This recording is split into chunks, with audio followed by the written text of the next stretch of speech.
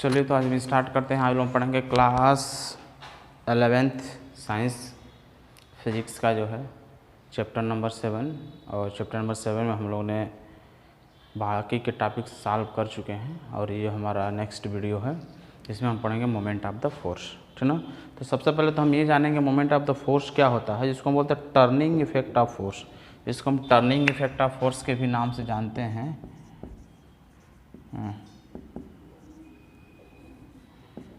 Turning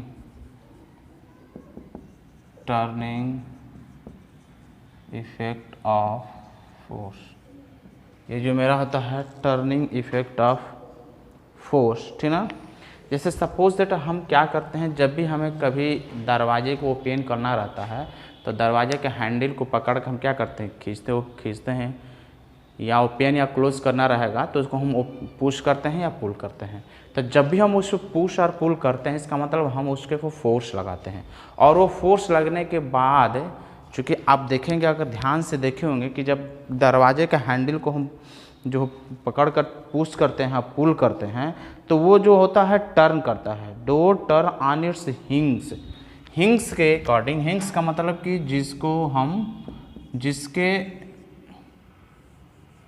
जिसके support से दरवाजे के किनारे जो होता है, दरवाजे के किनारे जो हमारा होता है, हिंग्स हम उसको बोलते हैं जहाँ से दरवाज़ा हमारा रोटेट करता है। हिंग्स का मतलब होता है, हिंदी बोलते हैं कब्जा, ठीक ना। जैसे ये दरवाज़ा होता है, यहाँ दरवाज़ा यहाँ से ऐसे ऐसे ऐसे ऐसे रोटेट करता है ना यहाँ से, तो यहाँ पर जो लगा रहता है बाजू में, दरवाजे के बगल से में जो होता है, उसको बोलते हैं हिंग्स। और हिंग्स के चारों तरफ से जगह अबाउट जो होता है, हैंडल से पकड़ते हैं तो जो हमारा फोर्स होता है, जो डोर होता है वो रोटेट करता है, ठीक ना। हम फोर्स लगाते हैं किस पर, हैंडल पर लगाते हैं। तो जो टर्निंग इफेक्ट जो हम फोर्स लगाते हैं, तो हम देखेंगे larger the force more is the turning effect.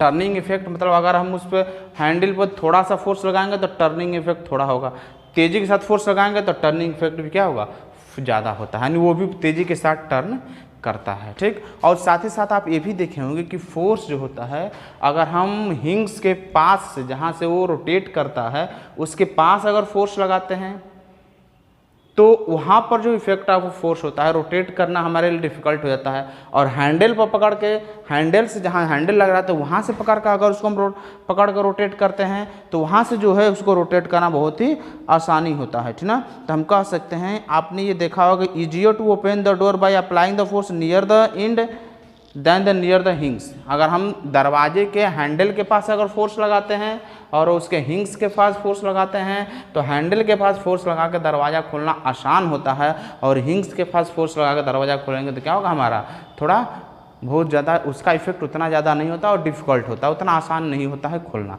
उसी तरह का हैंडपम्प है, हैंडपम्प के एकदम जो देखते हैं कि बहुत सारा हैंडपम्प ऐसे, तो इसमें जो हैंडल होता है काफ़ी लंबा लंबा होता है, तो अगर हैंडल के एकदम पास से उसको पकड़ कर प्रेस करेंगे तो हमारे प्रेस करना क्या होता है, आसान होता है। और उसी को जहाँ से एकदम उसके माउथ के पास अगर हम लगाते हैं, एपब टॉप पर अगर हैंडल पकड़ कर उसको हम प्रेस करते हैं तो वहाँ से प्रेस करना हमारे लिए क्या होता है, डिफ़िकल्ट होता है। तो इस तरह हम ये कह सकते हैं कि जो टर्निंग इफेक्ट होता है फोर्स का, उसको हम बोलते हैं, उसी को कहते हैं मोमेंट ऑफ द फोर्स और टॉर्क। तो टर्निंग इफेक्ट ऑफ फोर्स लिख सकते हैं, टर्निंग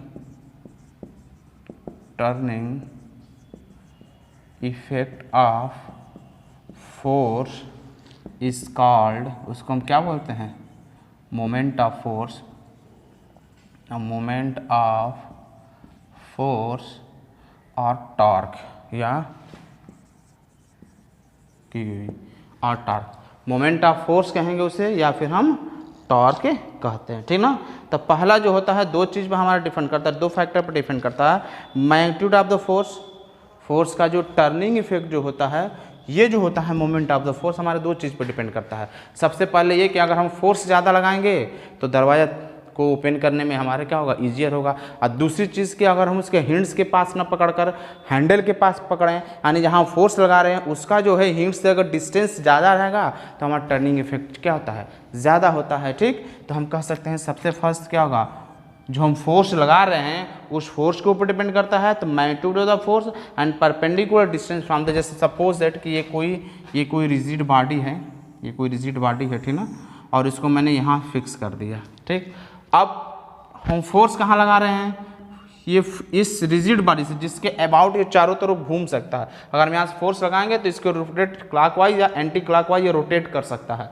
तो अगर हम पास में फोर्स लगाएंगे, फोर्स अगर हम यहाँ पर लगाते हैं, इस तरफ अगर फोर्स लगाते हैं तो इसको रोटेट कराना क्या होता है, डिफिकल्ट होता है। जैसे दरवाजे के केस में हिंग्स के पास अगर हम फोर्स लगाते हैं तो टर्न कराना उसको डिफिकल्ट होता है। और यही फोर्स अगर हम यहाँ ना लगाकर इस फोर्स को अगर हम किनारे पर लगाते हैं जहाँ हैंडल लगा रहता है, वहाँ पर अगर हम फोर्स लगाते हैं तो अब इसको रोटेट कराना क्या होगा, जैसे ये पेन है, पेन इसके चारों तरफ रोटेट करता है, तो अगर हम फोर्स को यहाँ लगाएंगे तो थोड़ा ज़्यादा फोर्स लगाना पड़ेगा रोटेट करने में, और फोर्स को यहाँ लगाएंगे तो इसको आसानी से रोटेट करेंगे। तो जहाँ से ये रोटेट करता है पेन, ठीक ना, जहाँ से रोटेट कर रहा है उससे फोर्स का डिस्टेंस जितना ही दूर रहता है, परपेंडिकुलर फोर्स का डिस्टेंस जितना ही दूर रहता है, उसको टर्न कराना उतना ही क्या होता है, आसान होता है। तो हम कह सकते हैं magnitude of the force and perpendicular distance of the line of action of force from the axis of rotation.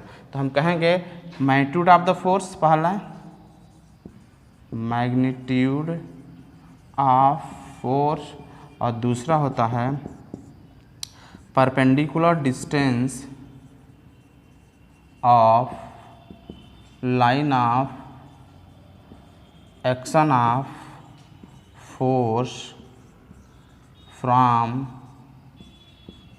Axis of rotation. Axis of rotation से क्या होता है, उसका परपेंडिकुलर डिस्टेंस जितना ही दूर रहेगा ग्रेटर लगता है। ग्रेटर द मैग्नीट्यूड, अगर फोर्स का मैग्नीट्यूड ज़्यादा रहेगा तो इसको टर्निंग इफेक्ट भी ज़्यादा होगा, और अगर इसका डिस्टेंस ज़्यादा रहेगा तो क्या होगा, हमारा फोर्स भी मतलब उसका टर्निंग इफेक्ट भी क्या होगा, ज़्यादा लगेगा। अब बॉडी हमारा क्या करेगा, रोटेट करना स्टार्ट करेगा। तो हम सपोज कर लेंगे कि कोई रिजिड बॉडी है जिसके पॉइंट एफ पर जो है मेरा क्या हो रहा है, फोर्स लग रहा है, पॉइंट एफ पर जो हम लोग फोर्स लगा रहे हैं, और इस फोर्स का जो है जहाँ से रोटेट कर रहा है उसके एक्सिस ऑफ रोटेशन से जो है सेंटर से इस फोर्स का जो डिस्टेंस है हमारा, वो डिस्टेंस सपोज कर लेंगे डी है ये, और इस पे जो एफ फोर्स लग रहा है, अगर ये ओ ए है और इस पे एफ फोर्स लग रहा है, तो जो मोमेंट ऑफ फोर्स हमारा होता है point of application of force, ये जो पॉइंट है मेरा क्या है, फोर्स जहाँ लग रहा है वो आपका वो है, तो कह सकते हैं point of application of force. Force के जिस पॉइंट पर फोर्स लग रहा है वो पॉइंट आपका है, ठीक। ये जो है आपका एक्सिस से फोर्स के बीच का डिस्टेंस डी है, ये आपका जो है लाइन ऑफ फोर्स है, ये जो हमारा है इसको बोल सकते हैं लाइन ऑफ फोर्स। फोर्स का जो है लाइन ऑफ फोर्स किस डायरेक्शन में जा रहा है वो हमारा यहाँ पर शो कर रहा है, ठीक। तो ये जो हमारा टॉर्क होता है, टॉर्क इसको तो हम कह सकते हैं, जिसे हम टाउ से एक लेटर ऐसा टाउ होता है, टाउ से इसको हम डिनोट करते हैं। तो टॉर्क इक्वल को होता है perpendicular distance force, magnitude of the force and the perpendicular distance from the axis of rotation. ये फोर्स का जो है एक्सिस ऑफ रोटेशन होता है उसके बीच का परपेंडिकुलर डिस्टेंस जो होता है टॉर्क बनाता है। तो एफ, और ये यहाँ से लेकर यहाँ तक का जो डिस्टेंस मेरा ओ ए के बराबर है, और ओ ए मेरा डी के बराबर होता है, एफ इंटू डी जो होगा ये क्या होगा, मेरा टॉर्क के इक्वल हो जाएगा। तो फोर्स इसको हम लेबर आर्म से भी बोलते हैं, तो ये हो जाएगा टॉर्क इक्वल टू होता है force into lever arms. Lever arms के नाम से भी ये जाना जाता है। अब इसकी अगर हम यूनिट की बात करते हैं, यूनिट ऑफ द टॉर्क, तो टॉर्क की अगर हम यूनिट की बात करते हैं तो यूनिट क्या होता है, फोर्स न्यूटन, और इसकी यूनिट हो जाएगी मीटर। तो न्यूटन मीटर क्या हो जाएगा, इसकी यूनिट हो जाएगी। और इसके डायमेंशन फार्मूला की बात करते हैं तो एम एल स्क्वायर टी के पावर -2 होता है। यहाँ dimension formula M L square T के पावर -2 होता है। और अगर हम इस एसआई यूनिट होता है, सीजीएस में इसकी यूनिट अगर हम लिखना चाहते हैं तो क्या हो जाएगा, न्यूटन का क्या होता है, डाइन होता है, और मीटर का क्या होगा, सेंटीमीटर होगा। तो सीजीएस में जो इसकी यूनिट होगी ये हो जाएगा, और एसआई यूनिट जो इसकी होगी क्या होगा हमारा, ये हो जाएगा। और ये इसका डायमेंशन फार्मूला है। यहाँ पर टॉर्क इक्वल टू आपको क्या दे रखा है, tau equal to F into D, ठीक ना। साइन कन्वर्जन में हम देख सकते हैं कि अगर हमारा बॉडी जो है मोमेंट ऑफ द फोर्स जो है टेकन पार्ट्स तो होते हैं जब टर्निंग टेंडेंसी जो होता है फोर्स का एंटी क्लॉकवाइज होता है, यानी जब ये हमारा एंटी क्लॉकवाइज में रोटेट करेगा तो उस समय जो होता है टॉर्क को क्या करते हैं, पॉजिटिव लेते हैं। और ये जब क्लॉकवाइज में रोटेट करता है, इस तरह क्लॉकवाइज में रोटेट करेगा, तो इसको हम बोलेंगे क्या, नेगेटिव। उस समय जो है हम नेगेटिव साइन ले लेते हैं। मोमेंट ऑफ फोर्स का पॉजिटिव साइन तब लेते हैं जब इसके अंदर टेंडेंसी क्या होता है, नेगेटिव तरफ, एंटी क्लॉकवाइज में घूमने की टेंडेंसी होता है, और उसको हम पॉजिटिव लेते हैं जब उसकी घूमने की, जब इसके घूमने की टेंडेंसी क्या होता है, क्लॉकवाइज होता है, तो मोमेंट ऑफ फोर्स को क्या करते हैं, हम पॉजिटिव लेकर चलते हैं। ठीक, तो ये रहा आपका टॉर्क टर्निंग इफेक्ट, अब जिसको हम टाउ के नाम से जानते हैं, इसको नोट करिए। तो बढ़ते हैं अपने नेक्स्ट टॉपिक की तरफ। तो अब हमें नेक्स्ट टॉपिक पढ़ना है principle of moment. Principle of moment क्या कहता है कि यदि कोई ये रॉड हो, किसी पॉइंट के अकॉर्डिंग से अगर रख दें, तो ये इक्विलिब्रियम के पोजीशन में होगा, मतलब कि ना इधर झुकेगा ना ही इधर झुकेगा।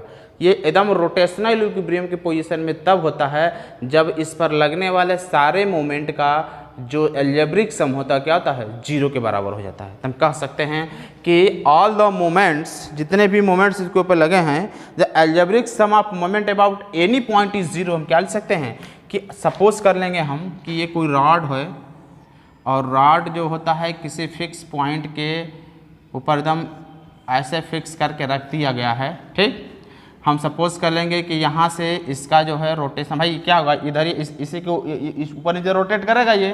तो हम सपोज करेंगे यहाँ से इसका डिस्टेंस जो है, पॉइंट ऑफ जो रोटेशन हमारा ये बन रहा है, यहाँ से इसका डिस्टेंस सपोज कर लेंगे कि d1 है, और यहाँ से इसका सपोज हम कर लेंगे, सपोज कर लेंगे डिस्टेंस अगर d2 है, और इस पर अगर फोर्स लग रहा है F1 और इस पर अगर फोर्स लग रहा है F2, तो बॉडी क्या होगा, हमारा इक्विलिब्रियम की कंडीशन में कब हो सकता है, कब हमारा इक्विलिब्रियम के कंडीशन में होगा। मान लीजिए यहाँ पर हमने एक लोड लटका दिया, कोई लोड अगर हम यहाँ पर मास, इसका मास W1 हो, तो फोर्स लगाएगा F1, तो F1 इक्वल टू हो जाएगा m1g, जो इसके वेट के बराबर होगा, W के बराबर होगा। और यहाँ पर अगर हम फोर्स लगा देते हैं अब मास m2, और यहाँ पर जो हमारा होगा वो m2g होगा, जो इसके क्या होगा, W2 के बराबर होगा। तो ये बॉडी हमारा इक्विलिब्रियम के कंडीशन में कब होगा, जब अलजेब्रिक सम ऑफ मोमेंट, इसके चलते मोमेंट और इसके चलते मोमेंट अगर आपस में इसका अलजेब्रिक सम जीरो के बराबर हो जाता है, तो हम बोलते हैं कि बॉडी हमारा क्या है, रोटेशनल इक्विलिब्रियम के कंडीशन में है। तो हम कह सकते हैं कि अलजेब्रिक सम मतलब कि पॉजिटिव नेगेटिव दोनों को ध्यान में रखते हुए चलेंगे। अलजेब्रिक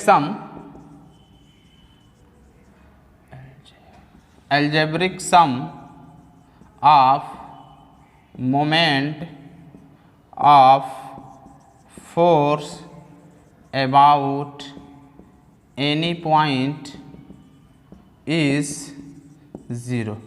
अगर किसी भी पॉइंट के अबाउट जो मोमेंट होता है, अगर उसका सम अगर जीरो के बराबर हो जाता है, तो हम बोलते हैं कि बॉडी जो है हमारा इक्विलिब्रियम क्या है, रोटेशनल इक्विलिब्रियम की कंडीशन में है। या हम ये भी कह सकते हैं कि ये वाला लोड क्या करेगा, इसको एंटी क्लॉकवाइज घुमाने की कोशिश करेगा, और ये वाला लोड क्या करेगा, इसको क्लॉकवाइज रोटेट करने की कोशिश करेगा। तो ये एंटी क्लॉकवाइज रोटेशन और ये clockwise rotation, anti clockwise rotation और ये क्लॉकवाइज रोटेशन दोनों अगर आपस में इक्वल हो जाएं, तो हम कह सकते हैं कि बॉडी क्या है, इक्विलिब्रियम के कंडीशन में है। ना ये इधर जाएगा ना इधर जाएगा, एकदम इसी पोजीशन पर आपका बना रहता है। इसको बोलते हैं बॉडी जो है रोटेशनल इक्विलिब्रियम की कंडीशन में। ऐसा होता है कभी देखते हैं कि दोनों बच्चे, अगर ये झूला जो होता है ना दोनों तरफ झूलने वाला, दो बच्चे अगर दोनों तरफ बैठा दिया, दोनों का अगर वेट अगर एक बराबर हो, तो क्या होगा, ये मेरा एकदम एक पोजीशन में, ना नीचे जाएगा ना ऊपर जाएगा, नीचे जाएगा ना ऊपर जाएगा, एकदम इक्विलिब्रियम के कंडीशन में बना रहता है। ऐसा करके छोटे क्लासों में से झूलेंगे देखे होंगे, ऐसा होता है, ठीक ना। तो ये क्या कह सकते हैं, हम ये भी कह सकते हैं कि एंटी क्लॉकवाइज रोटेशन जो हमारा होता है, anti clockwise rotation is equal to clockwise rotation. ये इक्विलिब्रियम की कंडीशन के लिए, रोटेशनल कंडीशन के लिए हमारा सत्य है कि एंटी क्लॉकवाइज रोटेशन और क्लॉकवाइज रोटेशन दोनों अगर एक दूसरे के बराबर हो जाता है, तो वहाँ पर जो हमारा बॉडी होगा रोटेशनल इक्विलिब्रियम की कंडीशन को फॉलो करता है। तो एंटी क्लॉकवाइज रोटेशन क्या हो जाएगा, हम निकालते हैं, अगर एंटी क्लॉकवाइज अगर रोटेशन निकालते हैं तो क्या होगा, रोटेशन मतलब एंटी क्लॉकवाइज वही मोमेंट, एंटी क्लॉकवाइज अगर मोमेंट निकालना है, रोटेशन मतलब एंटी क्लॉकवाइज मोमेंट कहा देना भी बेटर रहेगा, मोमेंट एंटी क्लॉकवाइज मोमेंट भी यहाँ लिख सकते हैं equal to anti clockwise moment. क्या हो जाएगा, मोमेंट इक्वल टू F1 और इसका यहाँ से डिस्टेंस क्या होगा, D1 के बराबर हो जाएगा। और क्लॉकवाइज रोटेशन, क्लॉकवाइज मोमेंट अगर हम निकालते हैं किस पॉइंट के अबाउट लगा रहे हैं, इस पॉइंट ओ के अबाउट, इसी पॉइंट पे ये फिक्स है, ठीक है। इसी के इधर उधर इधर यहीं पर ये फिक्स है, एक बार इसके नीचे एक बार इसके ऊपर ऐसे करके रोटेट कर रहा है। देखिए क्या हो जाएगा आपका F2 और यहाँ से इसका डिस्टेंस F2 D2 होगा। और इक्विलिब्रियम की कंडीशन के लिए क्या होता है, anti clockwise rotation equal to clockwise rotation. अगर बॉडी इक्विलिब्रियम के पोजीशन में है तो क्लॉकवाइज रोटेशन और एंटी क्लॉकवाइज रोटेशन आपका बराबर होता है। तो एंटी क्लॉकवाइज रोटेशन ये हो जाएगा, आप बोल सकते हैं F1 D1 और ये हमारा हो जाएगा क्या F2 D2। तो ये हम जो कह सकते हैं कि बॉडी हमारा इक्विलिब्रियम के पोजीशन में हो सकता है जब उसके ऊपर लगने वाला जो वेट होता है, और इसको हम कह सकते हैं भाई F1 का W1 है, F2 का W2 है, तो ये हो जाएगा आपका W1 D1 equal to W2 D2 ये होगा। इसको हम ऐसे भी कह सकते हैं। और ये जो हमारा है इधर जो हम लगा रहे हैं, लोड लगा रहे हैं, तो ये लोड होगा और इसको बोलते हैं लोड आर्म। इधर से जो इफोर्ट इसका प्रभाव पड़ रहा है तो इधर से बोलते हैं F। तो ये मेरा जो होता है इक्विलिब्रियम की कंडीशन होता है, हम इसको कह सकते हैं। ये इधर जो हमारा लगता है लोड होता है, इधर मेरा लोड आर्म होता है, और ये मेरा होता है क्या एफोर्ट होता है, ये मेरा एफोर्ट आर्म होता है। तो लोड इंटू लोड आर्म और एफर्ट इंटू एफोर्ट आर्म होता है।